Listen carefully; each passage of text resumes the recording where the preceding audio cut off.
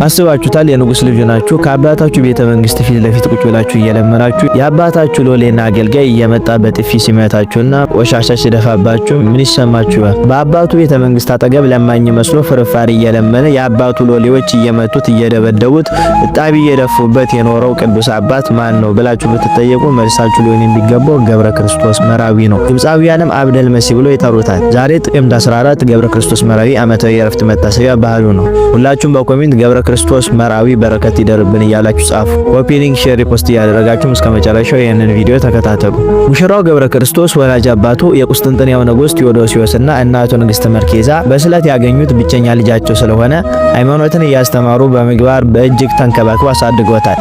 የአባቱን ንግስና በመውረስ ቁስጥንጥንያን እንዲገዛላቸው በመፈለግ ወላጆቹ ለአካለ መጠን ሲያደርስ የሮሙን ንጉስ ሴት ልጅ አጋቡት። እርሱ ግን ዓለምን ፍጹም በመናቅ የክርስቶስን መስቀል ለመሸከም የተዘጋጀ ነበርና የሰርጉ ዕለት ሌሊት የእርሱንም ሆነ የሙሽራይቱን ድንግልና እንደጠበቀ ከጫጉላ ቤት ወጥቶ በመርከብ ተሳፍሮ ሩቅ አገር በመሄድ በቤተ ክርስቲያን ተቀምጦ ከነዳያን ጋር ተደባልቆ በመለመድ ለምኑ ያገኘውንም ለሌሎች የመጸወተ በጾም በጸሎት ተጠምዶ 15 ዓመት ኖረ። አባቱም የልጁን መጥፋት ተከትሎ ብዙ ሎሌዎችን ወደ ዓለም ልኮ ቢያስፈልገውም ገብረ ክርስቶስን ሊያገኙት አልቻሉም። ምክንያቱም እያዩት እንኳን ያልፉት ነበረ፣ እግዚአብሔር አልፈቀደምና። እሱም ተጎሳቁሎ ደሃ መስሎ ስለነበረ ሊለዩት አልቻሉ። 15 ዓመት ሙሉ በዚያ ቤተ ክርስቲያን ቁጭ ብሎ ሲለምን ኑሮ እመቤታችን ቅድስት ድንግል ማርያም ለዚያ ቤተ ክርስቲያን አገልጋይ ተገልጣ የገብረ ክርስቶስን ምስጢሩን ሁሉ ነገረችው። ያ የቤተ ክርስቲያኑ አገልጋይም የገብረ ክርስቶስን ምስጢሩን ለአገር ሁሉ አዳረሰበት። ሙሽራው ገብረ ክርስቶስም ግብሬ ታወቀ፣ ከዚህ ውዳሴ ከንቱ ልሽሽ በማለት ወደ ሌላ ሀገር በመርከብ ሲጓዝ ፈቃድ እግዚአብሔር ፈቃድ ሆነና መርከቢቱን ያለ አቅጣጫው ወስዶ ወደ አባቱ ደጅ ወደ አባቱ ቤተ መንግስት አደረሰው። ማንነቱን እንደደበቀና ዓለምን ምን ያህል እንደናቃት ይረዳ ዘንድ በአባቱና በንጉሱ ደጅ የኔ ቢጤ ለማኝ ሆኖ ለአባቱ ውሾች የሚሰጠውን ፍርፋሪ እየተመገበ አሁንም 15 ዓመት ሙሉ በትዕግስት ተቀመጠ። የአባቱ አሽከሮችም እንኳን እጣቢ ቆሻሻውን ሁሉ እየደፉበት ሲያሰቃዩት፣ የአባቱ ውሾች ግን የእግሩን ቁስል ይስውለት ነበረ። በአጠቃላይ ገብረ ክርስቶስ እጅግ የተከበረ የታላቅ ንጉስ ልጅ ሲሆን ነገር ግን ዓለምን ፍጹም በመናቅ ስለ ጽድቅ ተሰዶ እየለመነ ያገኘውን እየመጸወተ በጾም በጸሎት እየተጋደለ 30 ዓመት ሙሉ ተቀመጠ።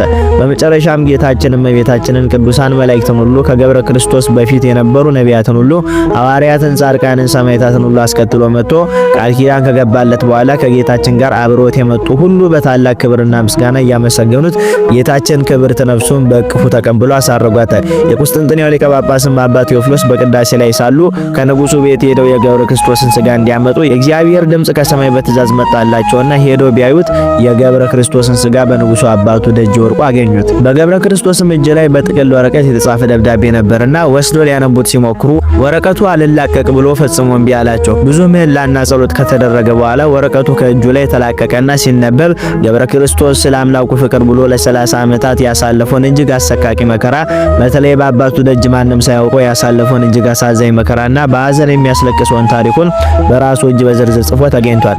ንጉሱ አባቱና ንግስቱ እናቱም ይህንን ልጃቸው የጻፈውን መልእክት ባነበቡ ጊዜ የሚሆኑት ጠፋቸው። በጣም የሚገርመው ደግሞ መጀመሪያ ላይ ወላጆቹ ሚስት አድርገው ያመጡለት የሮም ንጉስ ሴት ልጅ ለባሏ ታማኝ ሆና 30 ዓመት ሙሉ በእናትና በአባቱ ቤት በትዕግስት ስትጠብቀው መኖሯ ነው። እርሷ ታሪኩ ሲነበብ ብትሰማ እንደ እብድ ሆነች። የቅዱስ ገብረ ክርስቶስን ስጋውን ወደ ቤተ ክርስቲያን ሲወስዱ እጅግ አስገራሚ ታምራት በድውያን ህመምተኞች ላይ ተፈጽሟል። ከታምራቱ የተነሳ መንገዱ በህዝቡ ተጨናንቆ አላሳልፍ ቢላቸው ንጉሱ በመንገድ ዳር ወርቅ እየበተነ ሰው ወርቁን ለማንሳት ሲሄድ በፍጥነት ወደ ቤተ ክርስቲያን አድርሰውታል። ቅዱስ ገብረ ክርስቶስም እንዲህ ባለ ተጋድሎ ኖሮ እግዚአብሔርን አገልግሎ ስለ እግዚአብሔር ብሎ ንግስናውን ጥሎ የመነነ ደግና ብእሴ እግዚአብሔር ሙሽራ ነው። በረከቱ በሁላችን ላይ ይደርብን። ይቆይ።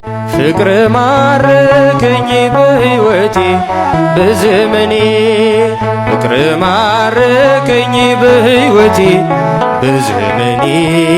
የሞት መልአክ መጥቶ ልትሞት ነውና ወይ እናትን ወይ ሚስትህን ሂደህ ተሰናበታት፣ ከሁለቱ አንዱን ምረጥ ቢላችሁ ወደ ማን ትሄዱ ነበረ? ቅዱስ ሙሴም ያጋጠመው የታሪክ ነበረ። ሁላችሁም እስከ መጨረሻው ድረስ ተከታተሉ። ኮፒ ሊንክ፣ ሪፖስት፣ ሼር እያደረጋችሁ ለማየት ሞክሩ።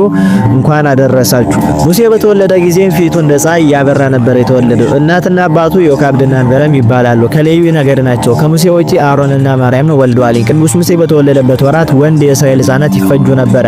ጌታ ግን በገዳዮቹ ልቦና ርኅራኄን አምጥቶ አትርፎታል። በኋላም በ3 ወሩ አባይ ወንዝ ላይ ጥለውት ተርሞት የፈርዖን ልጅ ወስዳ በቤተ መንግስት አሳድጓለች። ሙሴ ያለችው እርሷ ናት። የጓለማይ ከውሃ የተገኘ ለማለት ነው። ወላጆቹ ያወጡለት ስም ግን መልካም ይባላል። ሲወለድ ፊቱ እንደ መልአክ ያበራ ነበርና። አሁን ደግሞ ሙሴ ኮልታፍ የሆነበትን አጋጣሚ ለመመልከት እንሞክር። 5 ዓመት በሆነው ጊዜ ፈርዖንና ሙሴ አብረው እያሉ ሙሴ የፈርዖንን ፊት በጥፊ መታው። ፈርዖንም በዛን ጊዜ በጣም ስላመመ ተናደደና የሞት ፍርድ ሙሴ ላይ ፈረደበት። ሹማምንቶቹም አማካሪዎቹም ይሄ ልጅ እኮ ገና ሕፃን ነው፣ እንዴት የሞት ፍርድ ትፈርድበታለህ አሉት። ሕፃንና አዋቂ መሆኑን ለመለየት አንድ መላ አመጡ። እሳትና ፍትፍት ከፊቱ አቀረቡለት። በዚያንም ጊዜ እሳቱን ከበላው እውነትም ሕፃን ነው፣ ፍትፍቱን ከበላው ግን ይሄ ሕፃን አይደለም ይገደል የሚል ሐሳብ መጣ። በዚያንም ጊዜ ሙሴ ፊት እሳትና ፍትፍት ቀረበለት። በዚያንም ጊዜ ሙሴ እጁን ወደ ፍትፍቱ ሲዘረጋ ቅዱስ ሚካኤል አጠገቡ ነበረና እጁን ይዞ ወደ እሳቱ ሰደደው። ሙሴም ያን ጊዜ እሳቱን አንስቶ በላው። በዚያንም ጊዜ ኮልታፋ ሆኖ ቀርቷል ማለት ነው። ያን ጊዜም ፈርዖን እውነትም ልጅ ነው ብሎ የሞት ፍርዱን አንስቶለታል ለሙሴ። እናቱ ዮካብድ ሞግዚት ሆና ስላሳደገችው 40 ዓመት በሆነው ጊዜ የፈርዖንን ቤት ምኞት የንጉስ ልጅ መባልን ናቀ። ቅዱስ ጳውሎስ እንደሚለው በአሕዛብ ቤት ካለ ምቾት ከእግዚአብሔር ሕዝብ ጋር መከራ ሊቀበል ወዷልና። አንድ ቀንም ለዕብራዊ ወገቡ ተበቅሎ ግብፃዊውን ገድሎት ወደ ምድያም ሸሸ። በዚያም ለ40 ዓመታት የካህኑ የወቶርን በጎች እየጠበቀ ኢትዮጵያዊቷን ሲጳራ አግብቶ ኖረ። 2 ልጆችም አፈራ። 80 ዓመት በሞላው ጊዜም እግዚአብሔር በደብረ ሲና ተናገረው። ሕዝቡንም ከባርነት ቀንበር እንዲታደግ ላከው። ቅዱስ ሙሴም ከወንድሙ አሮንና ከአውሴ ወይም ኢያሱ ጋር ግብፃዊያንን በ9 መቅሰፍት በ10ኛው ሞተ በኩር መታ። እስራኤላውያንን ነፃ ወጣ። ሊቀ ነቢያት ቅዱስ ሙሴ የሰራቸው ስራዎች ተዘርዝረው የሚያልቁ አይደሉም። እርሱ ባሕረ ኤርትራን ከፍሎ ሕዝቡን በደረቅ አሻግሯል። ግብፃዊያንን ከነሰረገላዎቻቸው በባህር ውስጥ አስጥሟል። ለሕዝቡ መናን ከደመና አውርዷል። ውሃን ከጭንጫ ከዓለት ላይ አፍልቋል። በብርሃን ምሰሶ መርቷቸዋል። በ7 ደመና ጋርዷቸዋል። ከላይ ከታች ከቀኝ ከግራ ከፊት ከኋላ አድርጎ ሕዝቡን መርቷል። ስለዚህ ፈንታ ግን ወገኖቹ ብዙ አሰቃይቶታል። እርሱ ግን ደግ ቅን የዋህ ሰው ነውና ብዙ ጊዜ ራሱን ለነርሱ አሳልፎ ሰጥቷል። ሙሴሰ የዋህም ኩሎሙ ደቂቀ እስራኤል እንዲል መጽሐፍ ቅዱስ። ቅዱስ ሙሴ ለ40 ዓመታት ሕዝቡን ሲመራ ከእግዚአብሔር ጋር ለ570 ጊዜ ተነጋግሯል። ከጸጋው ብዛትም ፊቱ ብርሃን ስለነበረ ሰዎች እርሱን ማየት አይችሉም ነበር። ታቦተ ጽዮንንና 10ቱን ቃላት ተቀብሎ ጽላቱ ቢሰበሩ ራሱ ሰርቶ በጌታ እጅ ቃላቱ ተጽፎለታል። የቀረው የቅዱስ ሕይወት በመጽሐፈ ኦሪት ላይ በብዙ ተጽፎ እናገኛለን። ከዕለታት በአንድ ቀንም ሙሴ እንዲህ ብሎ እግዚአብሔርን ጠየቀው። ጌታ ሆይ የምሞትበትን ዕለቱን ንገረኝ ብሎ ጠየቀው። እግዚአብሔርም እንዲህ ብሎ መለሰለት፣ ይቅርብ ባልነግርህ ይሻላል አለው። ሙሴም እባክህ ብሎ ግድ አለ። በዚያንም ጊዜ እግዚአብሔር የሚሞትበት ዕለቱን ነገረው። ዓርብ ዕለት ትሞታለህ አለው። ቀኑን ሰዓቱን ግን አልነገረውም ነበር። ሙሴ ዓርብ በደረሰ ቁጥር ግን መጨነቅ ጀመረ። ዛሬ የሞት ይሆን ይላል። ዓርብ ሲደርስ ዓርብ ያልፋል። ራሱን ለሞት አዘጋጅቶ ይጠብቅ ነበር። ዓርብ ሲደርስ ተጨነቀ በጣም። በዚያንም ጊዜ ዓርብ ሲጠብቅ ሲያልፍ በቃ ሙሴ ዘነጋው፣ ሞተ። አንድ ቀን ሙሴ ዓርብ መሆኑን ረስቶ ወደ እናቱ ቤት መሄድ ጀመረ። በዚያንም ጊዜ መልአከ ሞት በሰው አምሳል ተገለጠለት። ሙሴ እንዴት አለ ብሎ ጠየቀው። ቅዱስ ሙሴ እግዚአብሔር ይመስገን አለው አለው። አሁን እግዚአብሔር አንተን እንድወስድ ልኮኛል፣ ወይ እናትን ወይ ሚስትን ሄደህ ተሰናበታት ብሎ መልአከ ሞት ነገረው። ሙሴ የዛን ጊዜ ደነገጠ፣ ረስቶት ነበረ ከጊዜው ብዛት የተነሳ። ወደ እናቱ ቤት እንዳይሄድ ወደ ሚስቱ ቤት እንዳይሄድ እናቱ፣ ሁለቱንም ይወዳቸው ነበረ በጣም። ከዚያንም ጊዜ ሙሴ አለቀሰ። እግዚአብሔርም ስለ የዋህነት ስለ ቅንነት እናትንም ሚስትንም እንድታይ ፈቅጄልሃለሁ አለው። በዚያንም ጊዜ መጀመሪያ ወደ እናቱ ቤት ሄደ። ወደ እናቱ ቤት ሄዶ እናቴ ወይ ልሞት ነው ብሎ ነገራት። እናቲቱም የእስራኤል አምባ መጠጊያቸው ብላ ስቅስቅ ብላ አለቀሰች። በዚያንም ጊዜ ሙሴ አብሯት አለቀሰ። ወደ ሚስቱም ሄደ። ሚስቱም በጣም አዝና አለቀሰች። አንተ ትሞታለህ፣ እስራኤላውያንን ከሞት ያስመለጥክ ታላቁ ነቢይ ሙሴ አንተም ትሞታለህ ብላ በጣም አዝና አለቀሰች ሚስቱ።